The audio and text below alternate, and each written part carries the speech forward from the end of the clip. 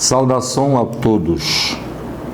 Nós vamos hoje concluir o assunto processo legislativo, mas vamos fazer um retrospecto.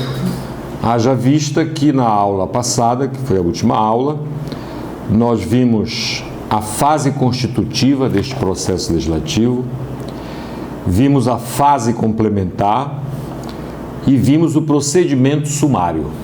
Então eu vou fazer uma retrospectiva rápido para nós podermos entrar no processos legislativos especiais, que com ele nós vamos concluir este assunto. Então, na fase constitutiva, nós vimos a deliberação plenária. A deliberação plenária é o trabalho desenvolvido em plenário pelos deputados e senadores. Esse trabalho consta das discussões em relação ao projeto, a votação, as emendas, até a votação final do projeto. O projeto passa por duas casas, casa iniciadora e casa revisora. Tanto a Câmara como o Senado podem ser a casa iniciadora, como podem ser a casa revisora.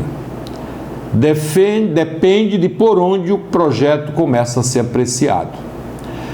Se o projeto começar a ser apreciado pela Câmara, a Câmara será a casa iniciadora e o Senado será a casa revisora. Se o projeto começar a ser apreciado pelo Senado, o Senado será a casa iniciadora e a Câmara dos Deputados será a casa revisora. É por isso que não se diz Câmara e Senado, se diz sempre casa iniciadora e casa revisora, ou Câmara iniciadora e Câmara revisora. Muito bem.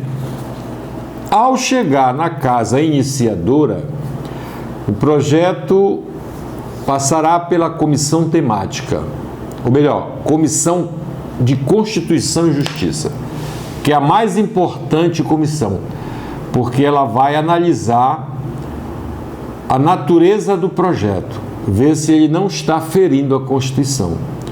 Se o projeto estiver ferindo a Constituição, ele já será arquivado ali.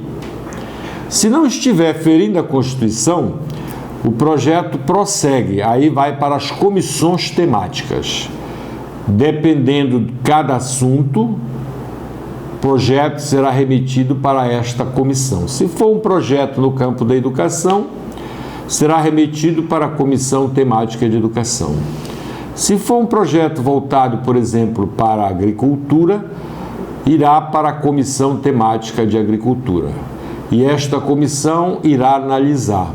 Aprovado, é então que ele vai para o plenário, para ser discutido e votado. Aprovado na comissão iniciadora, ele vai para a casa revisora. Também pela casa revisora, ele vai passar pela Comissão de Constituição e Justiça, que vai observar a constitucionalidade ou não. Se aprovado, ele vai para a comissão temática, conforme eu falei anteriormente, dependendo da natureza do projeto. Aprovado na comissão temática, ele então será levado ao executivo, com um detalhe. Se na casa revisora o projeto sofrer alguma alteração, ele volta para a casa iniciadora, que vai apreciar essa alteração, esta emenda. Se não aprovar a emenda feita na casa revisora, a casa iniciadora manda direto o projeto original para o presidente da República. Ou seja, aquele que foi aprovado na casa iniciadora e seguiu para a casa revisora. Chegando no executivo, o presidente da República tem 15 dias úteis para apreciar o projeto, ou aceitando, que aí ocorre a sanção, ou rejeitando, que aí ocorre o veto. São 15 dias úteis. Esses 15 dias úteis são chamados de quinzena do presidente. Dentro desses 15 dias, se o presidente concordar com o projeto por escrito, então ele estará sancionando. Aí nós temos uma sanção expressa. Se dentro desses 15 dias o presidente se manifestar contrário ao projeto, nós temos o veto. E dentro dos 15 dias ainda, se ele ficar em silêncio, nós temos a sanção tácita. Então veja bem, a sanção é expressa quando o presidente se manifesta favorável ao projeto no prazo de 15 dias úteis. Ela é tácita quando o presidente não se manifesta sobre o projeto. Aí nós temos uma sanção tácita. E temos o veto quando o presidente se manifesta contrário ao projeto. Este veto, ele pode ser total ou parcial. O veto será sempre expresso, não tem veto tácito, porque o silêncio do presidente já implica, na sanção. Muito bem. Então a sanção pode ser expressa e pode ser tácita. Expressa quando ele se manifesta favorável nos 15 dias. Tácita quando ele silencia. E o veto? O veto, nesses 15 dias, ele discorda por escrito do projeto de lei. Aí nós estamos diante de um veto, que pode ser um veto jurídico ou pode ser um veto político. O veto será jurídico quando o presidente vetar o projeto de lei aprovado pelo Legislativo, alegando inconstitucionalidade, ou seja, dizendo que o projeto não será sancionado e sim vetado porque está ferindo a Constituição. Aí ele vai indicar aonde está sendo ferida a Constituição. Aí nós temos o veto jurídico. E o veto político é quando ele veta alegando que o projeto não é de interesse público. Aí nós estamos diante de um veto político. Passamos em seguida para a fase complementar, que envolve a promulgação e a publicação. Dissemos que a promulgação é o ato formal através do qual o presidente comunica à sociedade a existência da lei. Ressalvamos também que na doutrina constitucional há autores dizendo que não há promulgação, porque a promulgação ocorre concomitantemente com a sanção. No momento em que o presidente sanciona, ele está comunicando à sociedade. Mas este pensamento doutrinário não é unânime. Não sendo unânime, não predomina como uma doutrina determinante. Finalmente, o processo de elaboração da lei, ele vai terminar com a publicação, que é exatamente o momento em que a lei é transcrita no Diário Oficial, passa a ser conhecida por todos, tornando-se a partir dali obrigatório, ninguém podendo alegar em sua defesa a ignorância à lei, mesmo o analfabeto. Depois passamos para o item 5, que é o procedimento legislativo sumário. Explicamos que o presidente da República, quando o projeto for de sua autoria, ele pode solicitar urgência para apreciação deste projeto. E neste caso, Câmara e Senado terão 45 dias para apreciar o projeto. Se não ocorrer a apreciação em 45 dias, primeiramente pela Câmara, depois pelo Senado, porque em se tratando de projeto de autoria do presidente, ele começa obrigatoriamente pela Câmara, quer dizer, a Câmara vai ser a casa iniciadora. Então, ultrapassados 45 dias, não sendo o projeto colocado em votação, aí nós temos o trancamento de pauta. O que é o trancamento de pauta? Serão sobrestados todos os demais projetos. Sobrestar quer dizer colocar de lado. E aí será colocado em votação o projeto do presidente. Só não pode ser colocado de lado aqueles projetos que tiverem prazo constitucional, como é o caso das medidas provisórias. Não podem ser sobrestadas porque ela tem prazo. Uma medida provisória terá 60 dias para ser transformada em lei, colocada em votação. Se não for transformada em 60 dias, tem mais 60 dias. Fim dos 60 dias, se não for colocada em votação, ela perde a eficácia.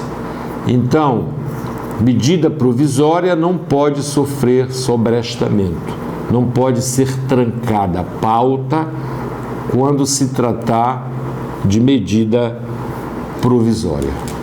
Então, depois de aprovado, aí então ultima-se a votação e aí vamos ver a natureza do projeto, se vai ser aprovado ou se vai ser sancionado. Este é o procedimento sumário, só ocorre nos projetos de iniciativa do presidente da República. E o prazo para apreciação são 45 dias. Se não ocorrer a apreciação em 45 dias, o projeto será sobrestado, ou seja, colocado de lado, haverá um trancamento de pauta até que se ultime a votação do projeto. Não fazendo parte deste trancamento apenas quando se tratar de medida provisória, porque tem prazo constitucional. Muito bem. Agora, nós vamos entrar nos processos legislativos especiais. Por que são chamados especiais? Porque a apreciação desses projetos especiais, eles obedecem a uma outra tramitação. Estão envolvidos no processo legislativo especial as emendas constitucionais, as leis delegadas, as medidas provisórias, os decretos legislativos e as resoluções. São procedimentos diferentes daquele que se usa para o procedimento ordinário, que envolve apenas as leis complementares e as leis ordinárias. Então anotem, processos legislativos especiais são aqueles que fogem às regras fixadas para o processo legislativo das leis complementares e das leis ordinárias.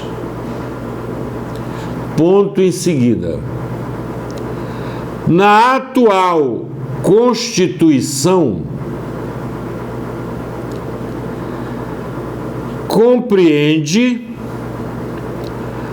a elaboração das emendas constitucionais, vírgula, leis delegadas, vírgula, medidas provisórias, vírgula, decretos legislativos, vírgula, resoluções. Vou repetir: processos legislativos especiais são aqueles que fogem às regras fixadas para o processo legislativo das leis complementares e das leis ordinárias. Ponto em seguida. Na atual Constituição, compreende a elaboração das emendas constitucionais, vírgula, leis delegadas, medidas provisórias, vírgula, decretos legislativos e resoluções. Vamos então ver o primeiro tipo que se enquadra como um procedimento especial. São as emendas constitucionais. Emenda constitucional, ela é um ato exclusivo do Congresso Nacional, na função de poder constituinte derivado. Isso aí nós já estudamos quando estudamos o poder constituinte. Eu ensinei para vocês que ele pode ser um poder originário e pode ser um poder derivado. E disse que o poder constituinte derivado é aquele que deriva da própria Constituição, ou seja, é a Constituição que estabelece as regras para que se altere a Constituição. E essas regras, eu falei a vocês, que estão no artigo 60, inciso 1, 2 e 3, né? Parágrafo 1º, 2º, 3º, 4º e 5º.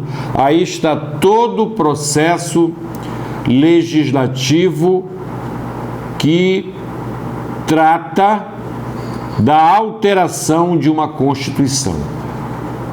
E o Congresso, no momento em que altera a Constituição, está investido na função de poder constituinte derivado, porque ele está procedendo uma alteração no texto constitucional. Então vamos lá. Emenda à Constituição é ato exclusivo do Congresso Nacional, na função de poder constituinte derivado. Ponto em seguida. A competência para apresentar proposta de emenda está prevista no artigo 60. Muito bem. Então, nós vamos ver agora as limitações que sofre uma proposta de emenda, considerando que o poder constituinte derivado, ele tem as suas características. Ele é limitado, ele é condicionado, correto? Então veja bem, por exemplo, uma limitação substancial ou material que sofre o poder constituinte derivado. Significa dizer que determinados assuntos que estão na Constituição não podem ser alterados, não pode sofrer emendas. Então, nós temos, por exemplo, as cláusulas pétreas que estão contidas no artigo 60, parágrafo 4º, que diz: não será objeto de apreciação a proposta de emenda tendente a abolir a forma federativa de Estado, a separação dos poderes, o voto direto, secreto, universal e periódico e os direitos e garantias individuais. Então, observe, isso aí são cláusulas pétreas. Não pode incidir proposta de emenda sobre esses assuntos. São intocáveis. Então coloquem. Limite, está aí no plano de vocês. Substancial ou material. Aí escrevam: estão presentes no artigo 60, parágrafo 4º, que diz: não poder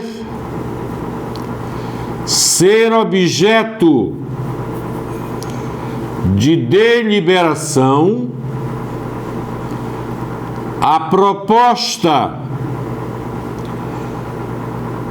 tendente a abolir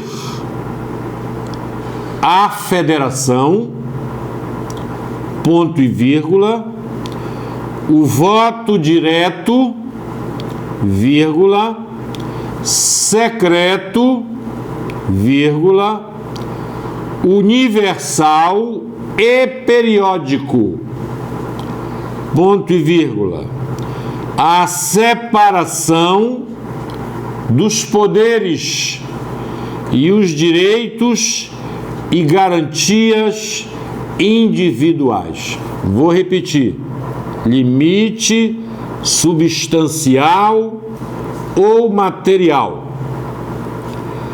estão presentes no artigo 60, parágrafo 4º, que diz: não poder ser objeto de deliberação a proposta tendente a abolir a federação, ponto e vírgula, o voto direto, vírgula, secreto, vírgula, universal e periódico, ponto e vírgula, a separação dos poderes e os direitos e garantias individuais. Então está aí, é uma limitação material, também chamada de substancial. Nós temos também a limitação formal. A limitação formal refere-se à tramitação do procedimento para se fazer uma emenda. Então, por exemplo, olha, uma proposta de emenda, ela só pode ser apresentada pelo presidente da República por, no mínimo, 1/3 da Câmara ou do Senado e pela maioria das assembleias legislativas das unidades da Federação. Esta limitação formal, ela está prevista no artigo 60, parágrafo 2º, 3º e 5º, que eu vou ler aqui para vocês. Artigo 60, parágrafo 2º.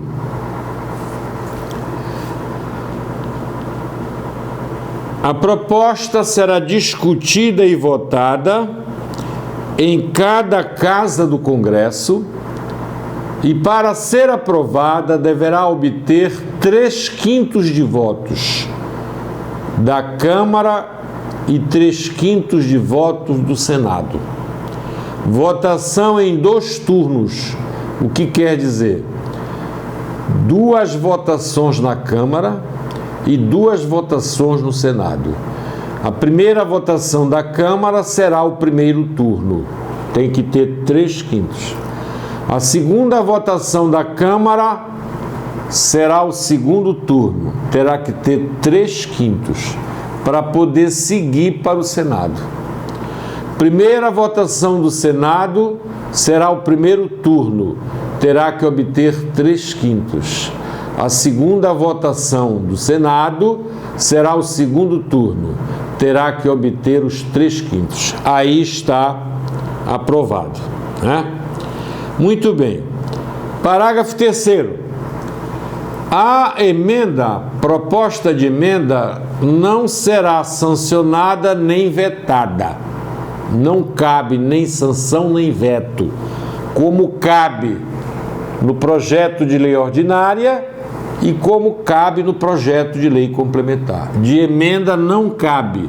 O que cabe é a promulgação pela mesa da Câmara dos Deputados e do Senado. A promulgação é a oficialização. Quem vai promulgar é a mesa da Câmara e a mesa do Senado. Muito bem. Nós temos mais aqui o parágrafo 5º, que diz assim: a proposta de emenda que for rejeitada, né, ou havida por prejudicada, não pode ser objeto de nova proposta na mesma sessão legislativa. Eu expliquei no Poder Constituinte, mas vou explicar de novo. Nós estamos no ano de 2000. Período legislativo vai de 2 de fevereiro a 17 de julho, 1º de agosto a 22 de dezembro. Esse é o período legislativo 2020. Se uma proposta de emenda for rejeitada agora, ela só pode ser reapresentada em 2021, na outra sessão legislativa. Então, isso aí são limitações formais, tá? Que aqui no plano eu coloquei apenas os dispositivos, que aí vocês vão pegar este plano e vão ler na Constituição o que eu li aqui agora. Porque se eu for transferir da Constituição para o plano, já deixa de ser plano, já passa a ser um livro, tá bom? E vocês têm que se habituar a trabalhar com a Constituição. Então coloque no 6.12, limite formal, estão previstos no artigo 60, inciso 1, 2, 3 e parágrafos 2º, 3º e 5º. Ponto em seguida. São referentes ao processo legislativo diferenciado para a mudança da Constituição, vírgula, isto é, vírgula, estabelecem o mecanismo de criação das emendas constitucionais. Vou repetir.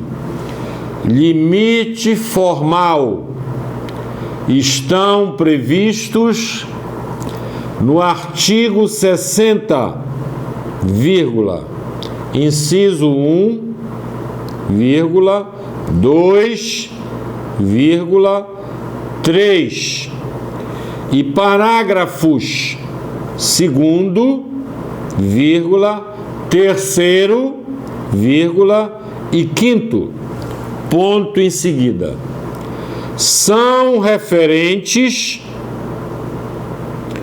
ao processo legislativo diferenciado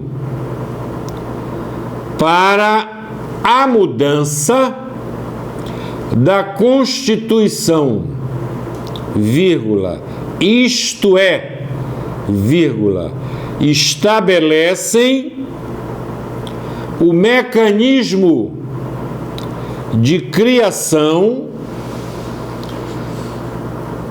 das emendas constitucionais.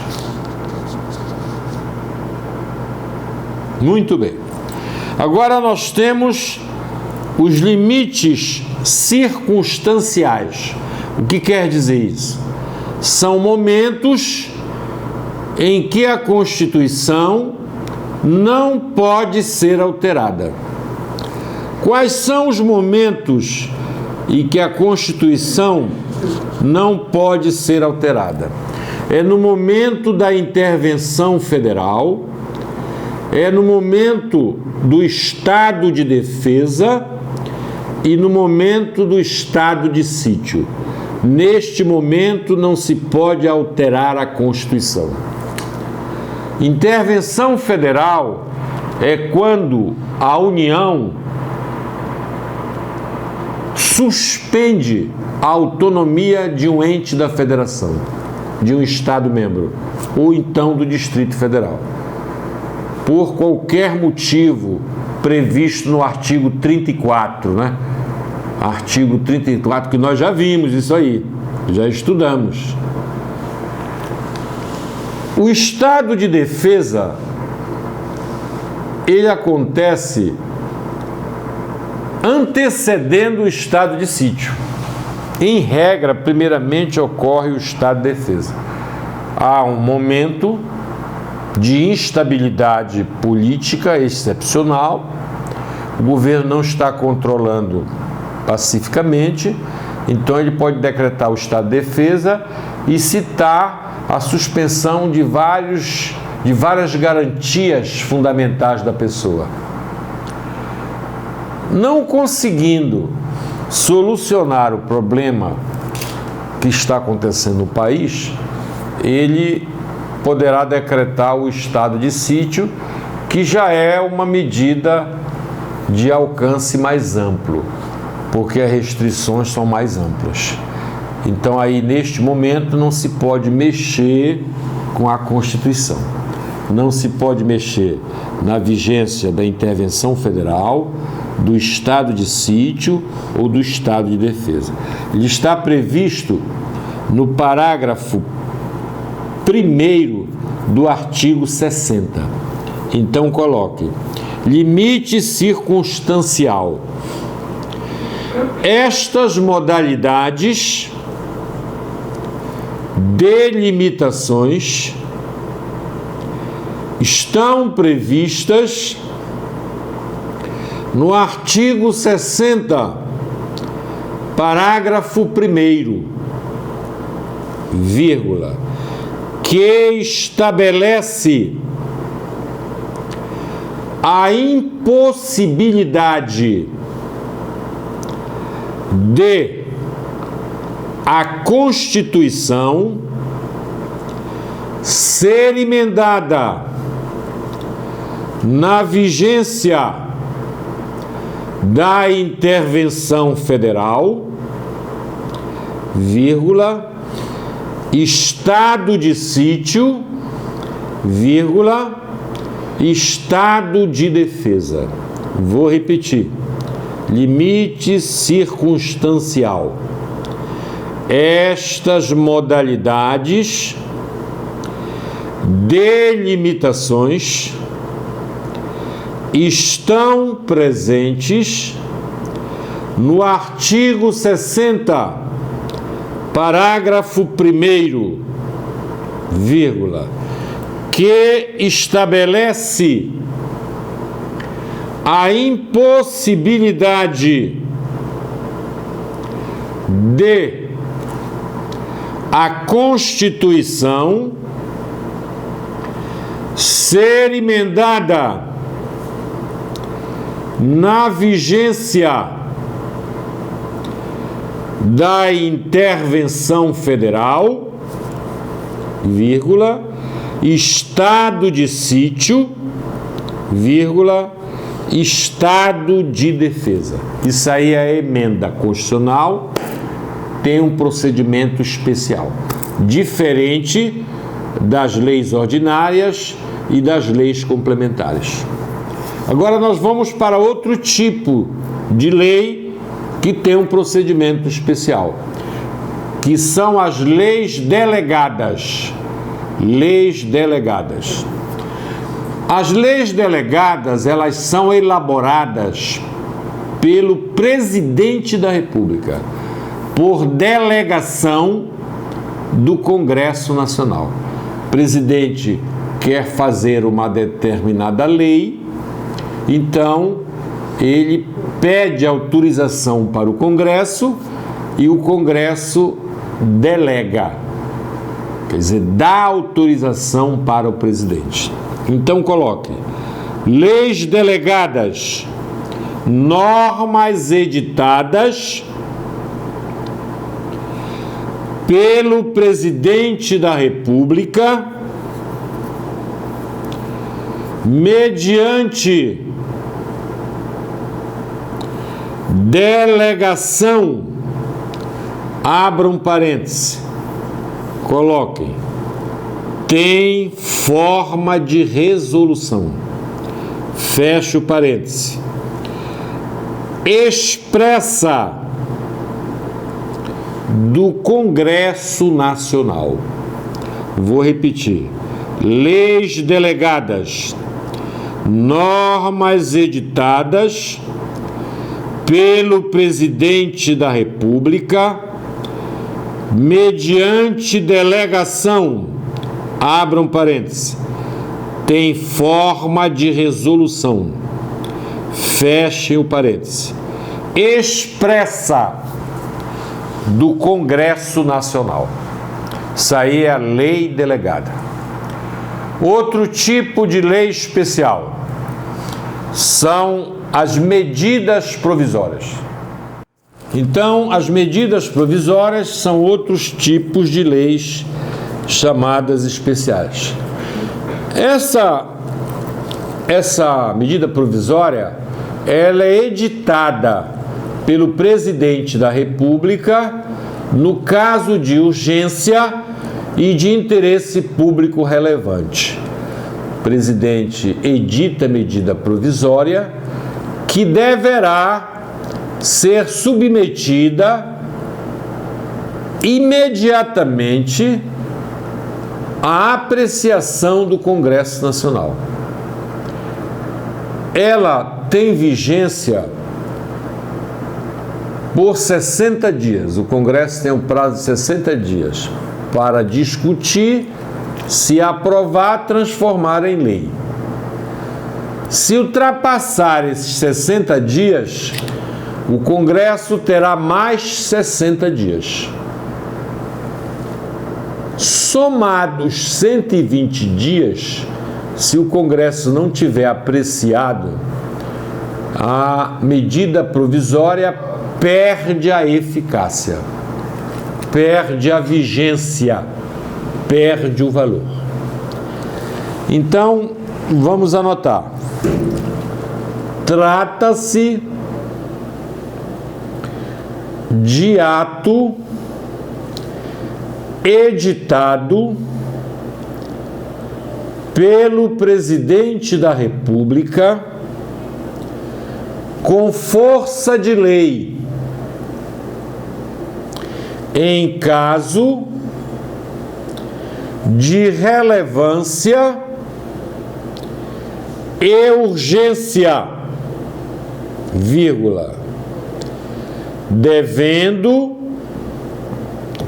ser submetido à apreciação do Congresso Nacional, vírgula, tem eficácia por 60 dias, ponto em seguida. Pode ser prorrogado uma única vez por igual período. Vou repetir. Medidas provisórias.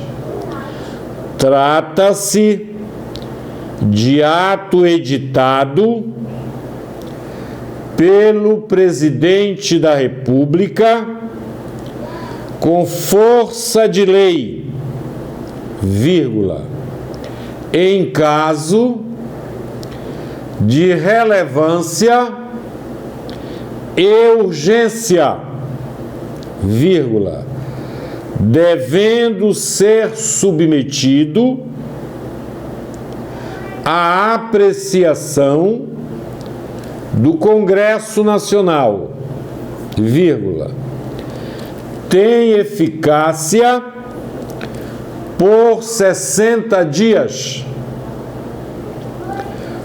ponto em seguida. Pode ser prorrogado uma única vez por igual período. Muito bem. Nós temos agora o decreto legislativo, que são atos exclusivos do Congresso Nacional e não dependem da sanção do presidente. Estão relacionados com os incisos do artigo 49 da Constituição e serão promulgados pelo presidente do Senado. Quer dizer, não pode ser sancionado e nem está sujeito a veto, porque é um procedimento especial. Então coloquem: decretos legislativos, norma aprovada pelo Congresso Nacional sobre matéria de sua competência exclusiva, vírgula, basicamente previstas no artigo 49. Ponto em seguida. Não exige a Constituição, vírgula, a remessa ao Presidente da República para sanção. Será promulgada pelo Presidente do Senado Federal. Repetindo, decretos legislativos, norma aprovada pelo Congresso Nacional sobre matéria de sua competência exclusiva, vírgula, basicamente previstas no artigo 49. Ponto em seguida. Não exige a Constituição a remessa ao presidente da República para a sanção. Em seguida, será promulgado pelo presidente do Senado Federal. Muito bem. Agora nós temos as resoluções. São atos privativos de competência do Congresso, da Câmara e do Senado. Por exemplo, autorizar o presidente da República a editar uma lei delegada. Essa competência é do Congresso, através de resolução. Conceder licença para um senador para tratamento de saúde. É resolução do Senado. Conceder uma licença para um deputado tratar de interesse particular. É resolução da Câmara. E são atos privativos do Congresso, da Câmara e do Senado. Então coloque: resoluções, espécie normativa através da qual são regulamentados os atos de competência privativa do Congresso Nacional, vírgula, do Senado Federal e da Câmara dos Deputados. Vou repetir: resoluções, espécie normativa, através do qual são regulamentados os atos de competência privativa do Congresso Nacional, vírgula, do Senado Federal e da Câmara dos Deputados. Aqui nós encerramos o processo legislativo e, posteriormente, nós iremos postar um exercício só sobre processo legislativo, para vocês completarem, escreverem, para tirar todas aquelas dúvidas.